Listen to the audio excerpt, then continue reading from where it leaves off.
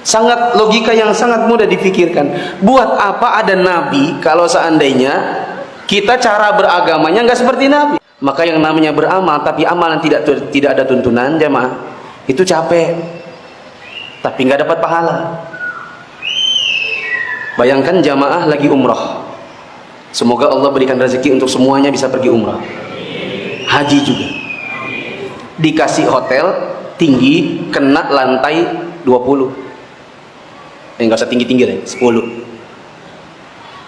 Anggap aja hotelnya lagi padam listrik. Anggap saja hotelnya padam listrik.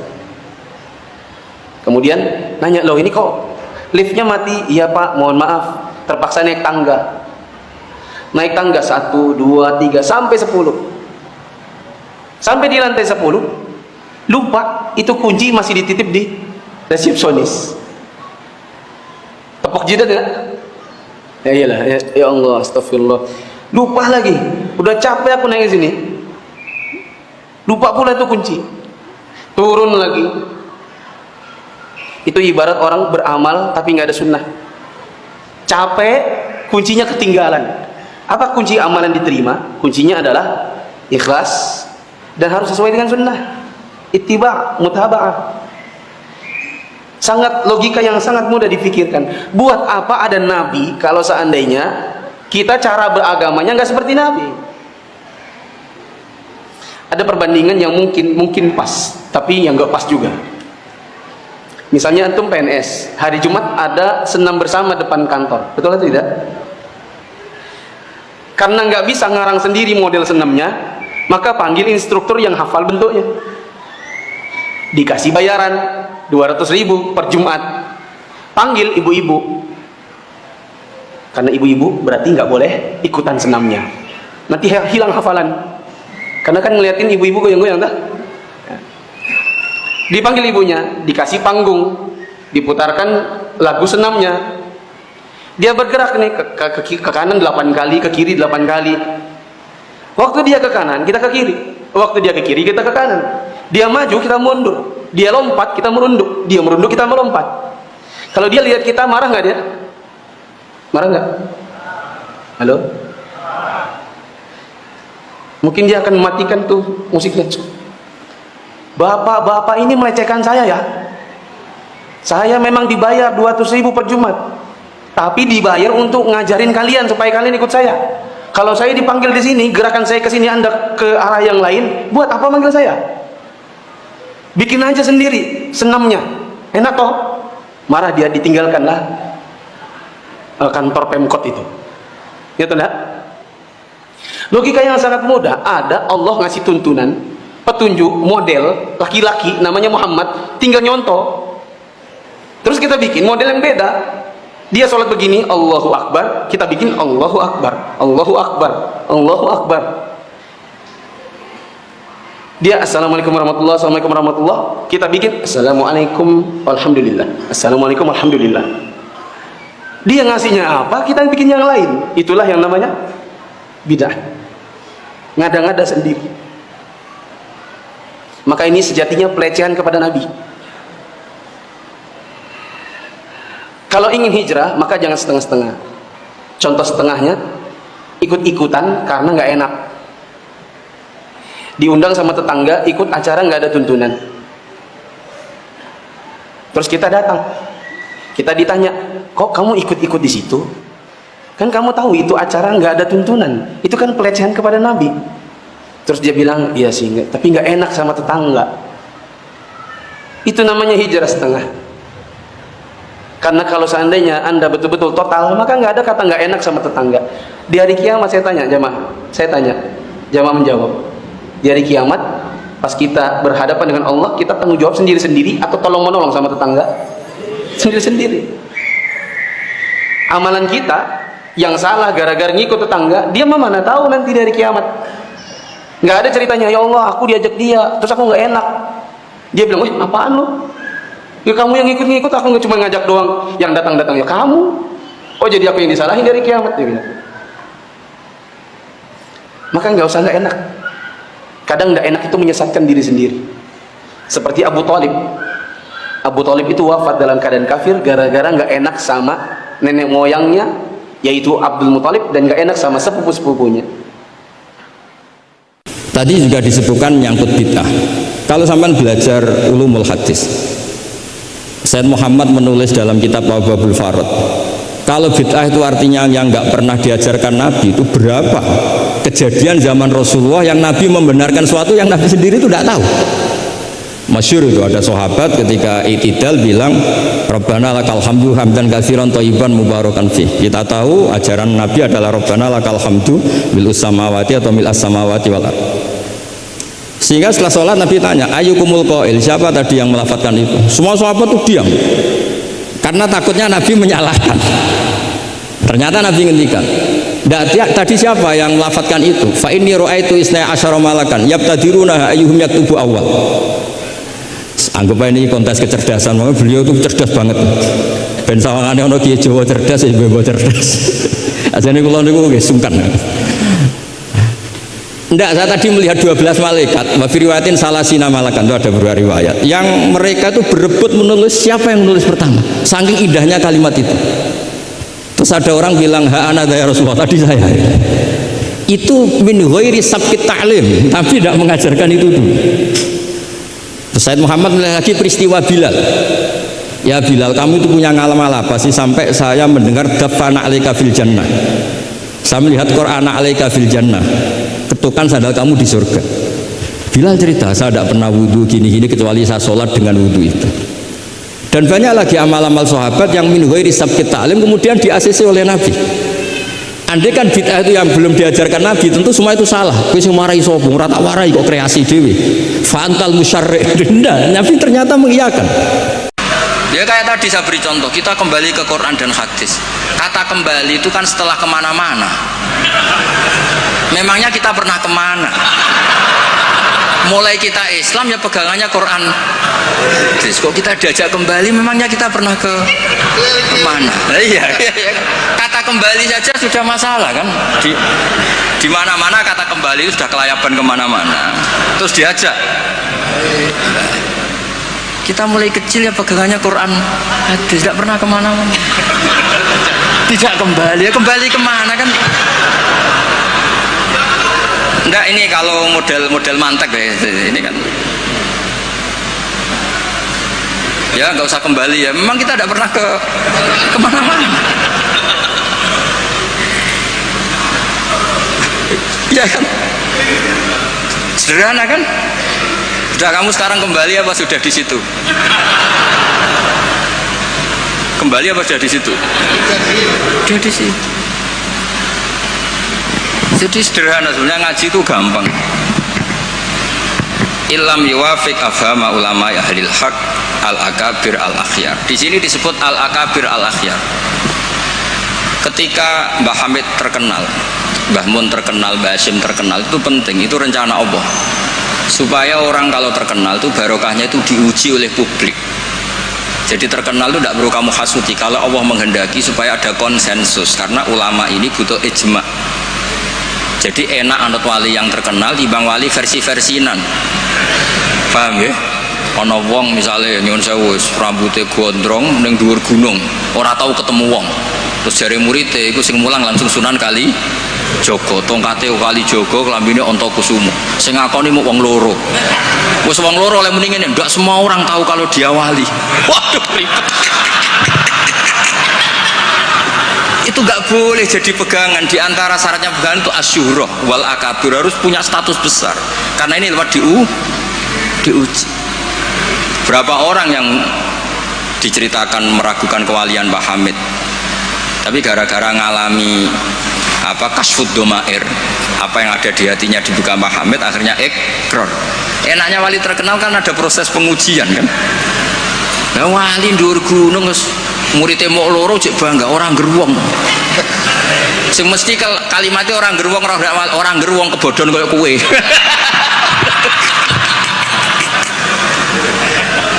Itu kan kayak bakul jamu.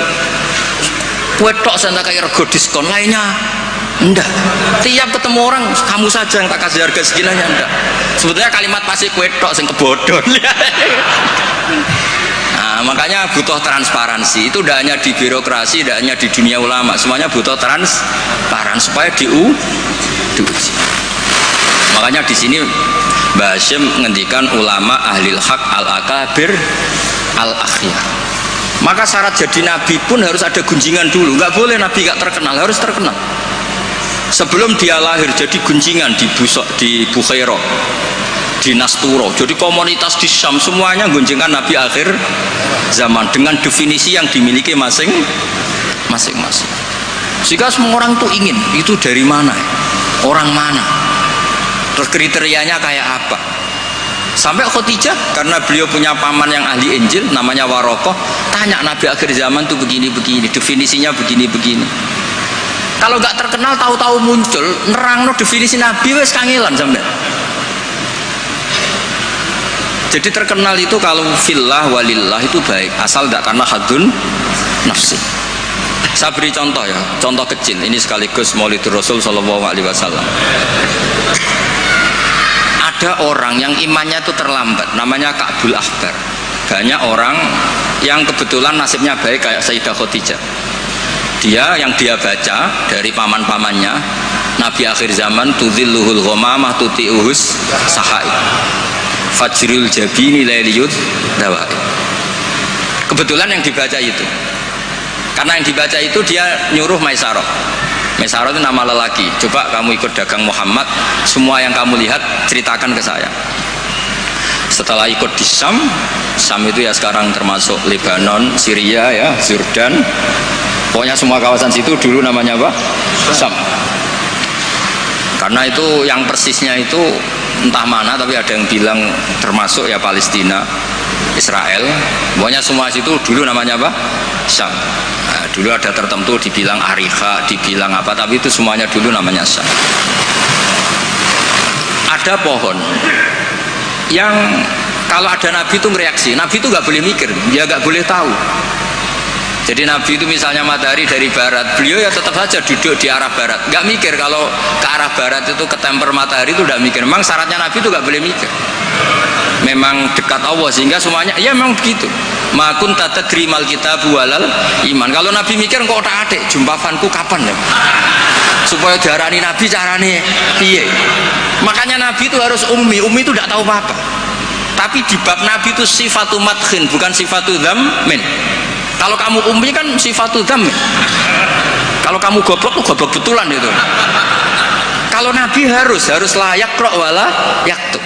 Karena dengan gitu orisinal. Loh nabi kok iso mikir, akan orang kan curiga, cari momentum yang pas dia ngaku nabi.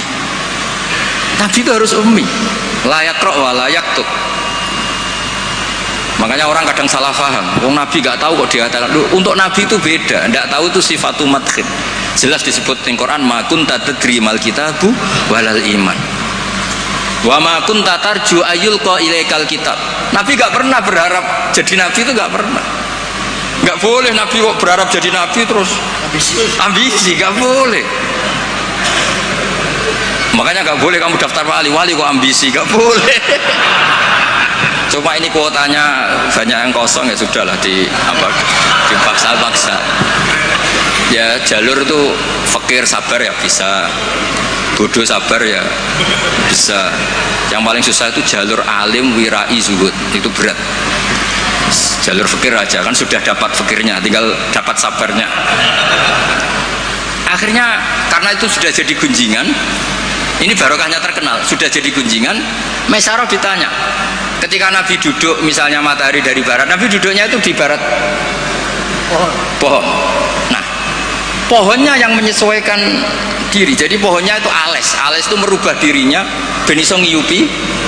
Nah justru itu terus Rohib Bukhairah itu, wah ndak akan alam memperlakukan seperti itu kecuali dengan Nabi. Nabi juga gak minta ada ghamamah yang tudilhun, ndak, ya jalan aja. Dan tudilul ghamamah itu batasnya hanya sekian meter. Kalau semuanya mendung dikira semuanya dapat mendung, ya hanya pas arah Nabi supaya kelihatan itu demi Nabi. Makanya terus Maisarah ketika datang ditanya, oh iya bener, itu berarti Muhammad itu Nabi. Pas itu Nabi umur 20 tahun. Bareng ngoten mboten enten alamat malih. Mulai Khadijah mulai ragu. Duh, bojoku sudah dadi nabi ta ora? Nah, setelah umur 40 tahun, ini bukti kalau nabi itu tidak tahu. Beliau mulai tertarik tahandus di Gua Hira. Datang malaikat Jibril itu dikira malakul mauti. Kagetnya bukan main aku. Tidak boleh nabi kok kedatangan Jibril tak entek. Aku udah orang biasa. Aku udah orang biasa aku bosen. Kapan dilantik? Itu nggak boleh. Nabi nggak boleh begitu, nggak boleh. Jadi nabi kaget itu malah bener gitu. Maka baru ketemu Jibril yang diluari dia. Yarjufu fuadu. Kaget. Bilang ke Khadijah zamiluni. Enggak. Loh, kalau orang kan umumnya kan seneng. Jibril santai ini suya udah diwong awam guys bosen. Tidak seperti itu. Clear nih guys, benten.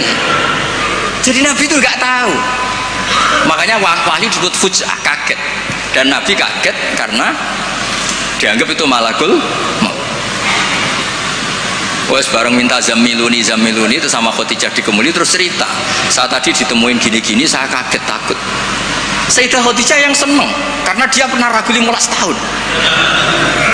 Tahu alamat kan umur Nabi 25, dapat Nabi 40. Semuanya bukan main, absyir katanya, kamu harus seneng. Fawawu la yuzika wa abadan innaka la tasilur rahim wa tahmilul kalla wa taqridu fa wa tu'inu ala nawaibil haq. Seneng Khadijah. Lo coba sepinter itu kalau dia agak belajar dulu tidak bisa. Kenapa bisa belajar? Karena sudah terkenal akan ada Nabi akhir zaman. Akhirnya dikomunikasikan sama Waraqah bin Nawfal. Paginya ayo besok ikut ke Waraqah bin Nawfal, ke paman saya. Itu di kitab Bukhari ada redaksi wakana nasroniyah kot wakana kot tanah sorofil jahiliyah wayak tubuh bil injil wayak tubuh minal injil bil ibroniyah. Masya Allah ayaktub, dia itu penginjil dan dia menguasai bahasa nopo Ibron. Makanya komentar beliau tidak Jibril tapi hadan namus alladzi ja'a bi Musa. Dia enggak bilang Jibril, masih pakai bahasa Ibrani, hadan namus alladzi ja'a bi Musa. Dan syaratnya Nabi itu kudu diusir. Nah, ini yang agak berat. Tapi ya barokah, semua orang yang diusir kaya Nabi. Padahal diusir muka mertua kok ngentekno donyane. Diusir muka mertua ngentekno donyane jare. Ketika Waraqah bin Nawfal itu sudah ngakui kalau Muhammad ini Nabi, ini ngendikane lucu. Ya letani fi hajatan khina akhrajaka qaumuk. Aku sayang wis tuwek, cung umpama ijek kuat ngono. Andaikan saya nanti masih kuat, itu saya ingin bela kamu. La ansurannaka nasron mu'azzaron. Saya pasti membela kamu mati-matian. Nabi ya mboten ngerti, lagi-lagi tidak ngerti. Tapi saya ulang lagi, tidak ngerti yang sifatu madkhin. Nabi ngendikan awamu khrijiyahum. Kalau kiai-kiai sarang ya maknanya itu khabar muqaddam mubtada awamu khrijiyah ana ta iku wong sing ngetono ingsun hum te kaumi. Saya ini Quraisy. Saya ini terpandang, keluarga saya orang terhormat. Masa iya kaum saya ngusir? Kan nggak kebayang ya, misalnya Gus Ahmad diusir wong Pasuruan, Putu Mbah Hamid, orang-orang terhormat kan nggak kebayang terus.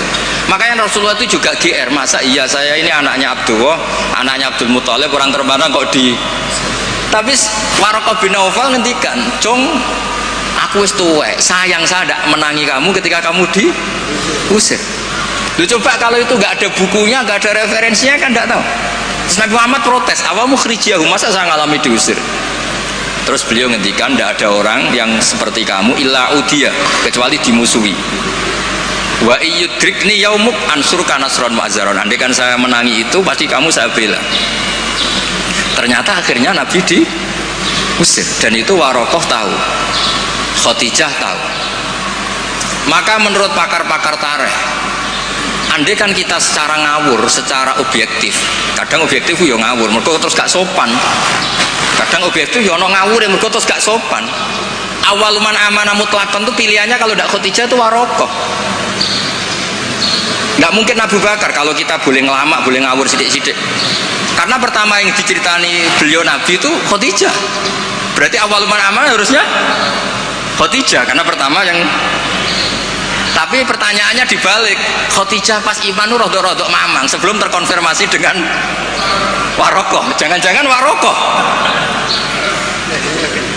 Nah, terus akhirnya di kitab-kitab dibak berjanji supaya ngikuti adat-adat ulama, ya, ngikuti adat-adat madzhabuna semua. Awaluman amanah minar rijal Abu Bakar wa minan nisa Khadijah wa minas sibyan Ali wa minal mawali Zaid bin Haris. Karena ahli sunnah wal jamaah itu gak kepengen objektif tapi ngelamak. Lu mau awaluman amanah mutlakon kok ono skor. Makanya sekarang di pejabat juga mulai usum kan, pemimpin umum, pimpinan. Mereka kadang sing wakil itu rodok izin jadi wakil itu supaya terhormat semuanya disebut apa? Pimpinan. Iya, ketua umum terus ketua itu sudah mulai berperadaban. Iya ketua. Umumnya ketua. Iya. Umumnya ketua. Orang bilang seakan-akan benar, sudah kita kembali ke Quran. Quran yang mana? Wong kamu tidak paham. Lama-lama tanyanya mau cetakan mana ini? Ketika orang ngomong, ayo kita kembali ke kitab buah, itu kembali yang apa? Terus tentang apa? Ketika konflik Ali dan Muawiyah, itu ada orang bilang, ya sudah, nahkum bi kitabillah. Sudah sekarang kita kembali ke kitabillah. Itu mereka megang mushaf. Benar, secara zahir benar, memang orang Islam harus kembali ke mushaf. Tapi Sayyidina Ali pinter. Fadharabal mushafa biyadihi. Sayyidina Ali nepuk mushaf ini keras sekali. Sal hadal mushaf kata Sayyidina. Kalau kita harus kembali ke Quran, coba tanya ini. Mushaf ini ya, mushaf seperti milik saya ini. Akhirnya orang-orang Khawarij bilang, innama huwa warakun wa madadun. Itu hanya kertas sama tulisan. Bagaimana mungkin kita bertanya? Terus kata Sayyidina Ali, enggak bisa toh kamu tanya mushaf, ya enggak bisa. Makanya tanya saya katanya. Akhirnya Sayyidina Ali memberi penjelasan, wa in khiftum shiqaqa bainihima fab'asu hakaman min ahli wa hakaman min ahliha. Jika suami istri sedang konflik, itu sebaiknya, seharusnya atau sayugyanya itu kirim mediator, fab'atsu hakaman min ahli wa hakaman min ahliha. Terus kata Sayyidina Ali, wa amru ummati Muhammad a'dzamu min amri rajulin wa imra'atin. Dan urusan umat Muhammad yang kita sedang konflik dengan kekuatan besar dan bisa pertumpahan darah, itu lebih ngeri timbang urusan suami dan istri. Itu saja solusinya mediator. Artinya sesepele itu urusan pribadi saja Allah menyuruh ada mediator. Apalagi urusan kita yang lebih dahsyat. Akhirnya mereka ngakui cara istimbat, cara ngambil kesimpulan Sayyidina Ali. Quran itu teks itu harus